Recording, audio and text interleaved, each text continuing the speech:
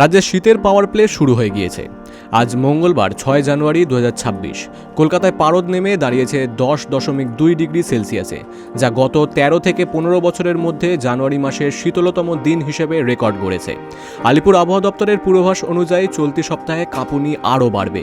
দক্ষিণবঙ্গের জেলাগুলিতে উত্তরে হাওয়ার দাপটে তাপমাত্রা স্বাভাবিকের চেয়ে 3 থেকে 5 ডিগ্রি নিচে নেমে গিয়েছে। বীরভূমের শান্তিনিকেতনে পারদ নেমেছে 6.2 ডিগ্রিতে। বাঁকুড়া ও পুরুলিয়াতেও তাপমাত্রা 7 থেকে 8 ডিগ্রির ঘরেই রয়েছে। পূর্ব ও পশ্চিম বর্ধমান, নদিয়া, মুর্শিদাবাদ এবং মেদিনীপুরে ঘন কুয়াশার সতর্কতা জারি করা হয়েছে। দৃশ্যমানতা 200 মিটারের নিচে নেমে আসতে পারে। দক্ষিণবঙ্গে বৃষ্টির কোনো সম্ভাবনা নেই। আগামী 7 দিন শুকনো আবহাওয়া বজায় থাকবে। উত্তরের জেলাগুলো তীব্র শৈত্যপ্রবাহের কবলে। দার্জিলিং, কালিম্পং এবং জলপাইগুড়িতে বৃষ্টির সম্ভাবনা রয়েছে। সান্দাকফু ও ঘুমের মতো উঁচু এলাকায় তুষারপাতের প্রবল সম্ভাবনা। কোচবিহার ও উত্তর দিনাজপুরে ঘন কুয়াশার কারণে দৃশ্যমানতা মাত্র 50 মিটারে নেমে আসতে পারে।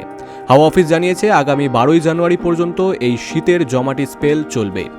বৃহস্পতিবার পর্যন্ত তাপমাত্রা আরও 2 থেকে 3 ডিগ্রি কমতে পারে। রাতের পাশাপাশি দিনের তাপমাত্রাও স্বাভাবিকের নিচে থাকায় দিনভর কনকনে ঠান্ডা অনুভূত হবে। Bureau report, big news Bangla.